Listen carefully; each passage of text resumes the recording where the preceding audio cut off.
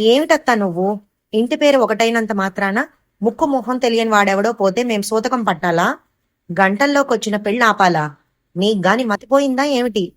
మా పెదనాన్నగారి పెద్దబ్బాయి చైతన్య గయ్యమన్నాడు. నోర్ ముయ్యరా కుర్రకుంక. ఇంటి పేరంటే ఏమిటనుకున్నావు? ఎంత దూరాన్నున్నా, ఏ బంధుత్వము లేకపోయినా వాళ్ళు మీ కుదురు వాళ్ళని అర్థం.